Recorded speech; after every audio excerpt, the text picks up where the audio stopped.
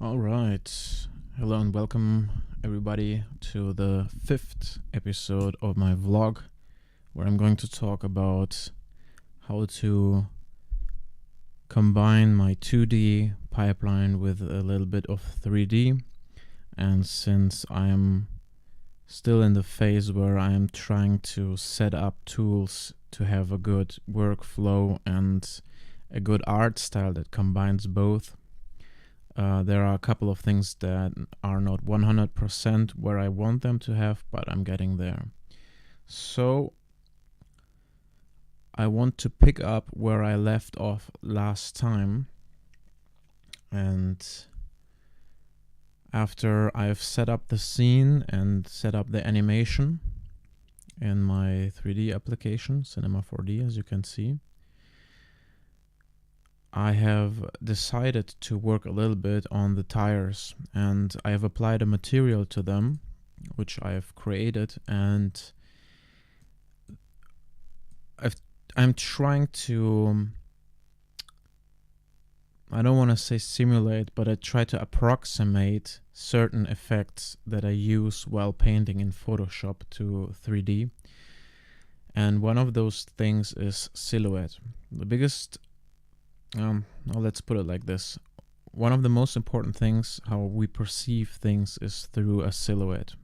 And you maybe know this from concept art. There are these so-called thumbnails where people paint basically black silhouettes, and they already communicate a lot of information. So it's vital, once I work in 3D, it's super important for me that the silhouette is really tight and really well blocked out, because all the texture within an object is not as important as a very good silhouette. And secondly, all the values have to be correct, meaning all the light or all the lightly brightly lit surfaces and dark surfaces have to be in a good relationship to each other for the eye to understand how the geometry is supposed to be. So I was trying to get there a little bit. I took very detailed tires or wheels. So you have all the profiles that you can see in a silhouette. And I've tried to give them several light sources. And as you can see, they are indicated here by these cones. I wanted to give them also like a highlight on top, so it doesn't look as boring, And I will show you a video in a bit where you can see what I mean. But let's talk a little bit about the material that I've applied. Of course, as you can see, here are a couple of attributes that I've check marked. For instance, the color, it's black, like rubber. It has a specific refractance adjustment that is kind of rubberish, not really, because I'm not here to get realism out of this application. It's more to find something that is close to my painting art style in Photoshop. But the two most important things that I try to balance out is bump and displacement. It's kind of the same, but displacement is like a real displacement of the geometry. And I put like a noise on top of my map is just a noisy map, and it creates like micro polygonal displacement, which affects the silhouette, of course, but it's very expensive in terms of render time. And I just tried to complement this a little bit with a bump map, which is also like a displacement map, but it doesn't affect the polygons. It's like a fake displacement. The camera and the shadows, they render it out, but it doesn't affect the geometry really. It's just more like a texture that interacts with the light source. And I kind of played around with it and gave the tires like a grainy type of look and experimented a little bit with it. And I got a couple of interesting results. They are not major, it's just details, but I spent quite a little bit of time working on this and experimented with these kind of things. I also applied a painted texture on top, and tried to figure out how much it improves the look and how much it doesn't improve, but all in all, the result looks like, oh, no spoilers, the result looks like this, the first test. And as you can see, the tires have this grainy look to them. It's still very, very 3D. The contrast is very high between the shadows and the highlights in comparison to the painted image. But I've decided to correct this in post-production. And as you maybe can see, I have like highlights here on top of the tires, like a small blue light, just to give it a little bit more interesting features, several light sources basically. All right, so now I have taken this into After Effects, and before I did that, another important thing is I had several different export or rendering passes, and what I mean by that is, in order to adjust different things, I had to configure Cinema 4D in a specific way, so that when I render this stuff out, I have different object buffers, which means that I not only do I get a picture series for the whole animation, but I also get masks, I get shadows separately and a separate pass, and different aspects of the image in a separate pass. So I have wheels, for instance, here, which I've adjusted a little bit. I have this base of the truck that I have adjusted a little bit, and then I composited everything together into this image.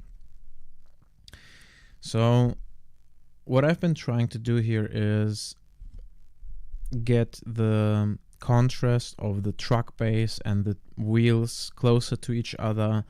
I bombarded it basically with many different layers, which had several effects, but only mostly color correcting effects and glow, and as well as lens flares.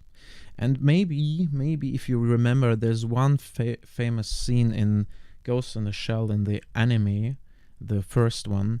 There is a scene where the protagonist kind of travels through the city on a boat, and she looks around and she sees similar androids like herself. And there is one scene where there is a bus driving through the rain, and it stops.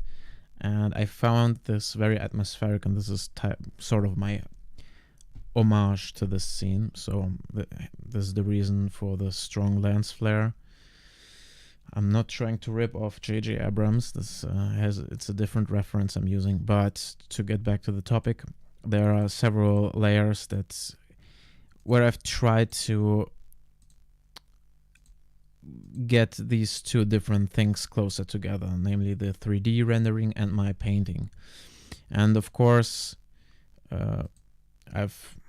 I'm just disabling all the effects so you can see how I approach this.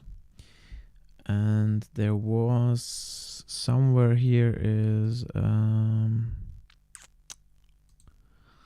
supposed to be a blur, but I can't find it. As you can see, maybe in this compositing, the wheels are a little bit more blurry, because maybe it's, I'm not sure. I remember that I put a blur here, but the point is they were too sharp compared to the painting, which is a thing that I might try to fix in the next scenes. But as you can see, I've put several layers just with colors or gradients on top of each other, just to compress it basically to a similar spectrum of value and to a similar spectrum of colors.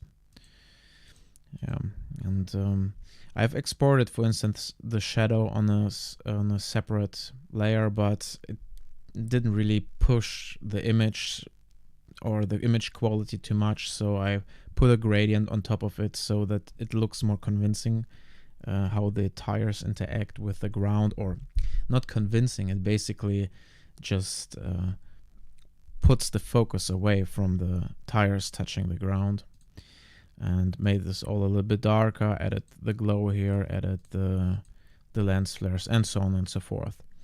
This is my basic compositing layer, and then there's the next compositing layer where I bombarded it even more with effects. And the most important one are, there is a fractal noise on top of it, which is supposed to simulate raindrops on top of a camera lens, like, or, you know, dried out drops maybe, you know, you have this kind of a milky look to it. Then I made everything a little bit sharper. I added rain, I added snow, a type of a particle effect, and I've added a little bit more contrast to this whole scene. Then I added chromatic aberration. If you don't know what this is, it is to the edges of a lens. You can see this on very cheaply made camera lenses. On the edge of the lens you have like a prism effect where blue, red, and green gets split apart, and they have a little shift. And I just wanted to, you know, put more effects on top of each other so that it doesn't look like a clean render, but more like a dirty recording in field, so to speak. Yeah, and I've defined the range where this is supposed to happen by a mask. Then I have two type of blurs. One adds a little bit more of this milkiness. The other one just adds a normal type of blur, or a Gaussian blur. And last but not least, I'm not sure how it's called in English. In Germany we call it a vignette, like a dark elliptical soft shape around this whole thing, so that the eye gets more drawn to the lens flare. And of course grain on top of it, and I think that's it. So just to give you an example how these whole effects, what kind of role they play, the main compositing looks like this. As you can see, I have way too much contrast in the tires. There is too much contrast between the sharpness of the painted things and the rendered aspects of these things. And yeah, this is of course something I cannot use, but after I've bombarded it with effects, this is the final rendering. It looks like this.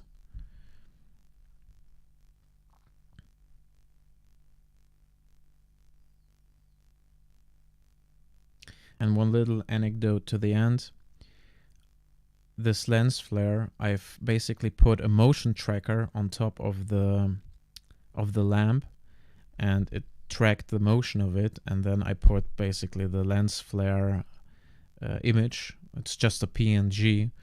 Just, there is nothing dynamic about it. It's no simulation. It's just an image. And funnily enough, these whole refractions from the lens are moving, and it's kind of convincing. It looks as if it's really an interaction with the lens, and I'm very satisfied how it turned out. And in the end you have a little jitter on top of it, which is quite cool because it looks like the whole truck stopped and everything is shaking a little bit, and it's not supposed to be high-tech. It's low life and 80s tech, if you want. And as you can see, most of the image is so much blurred out, and there are so many effects on top of each other that it's okay. I can live with it. The result is actually satisfying for me to watch, but the way hasn't been perfect to this result. I think there is a lot to improve, and I will try to put my knowledge, transfer it into the next scene, and hopefully make it better. All right, this is it for the 5th vlog. Thank you for my patrons for all the support, and if you want to know more about this project, there is a link in the description box. And that's it. I hope you have a nice day. See you around. Until next time, peace.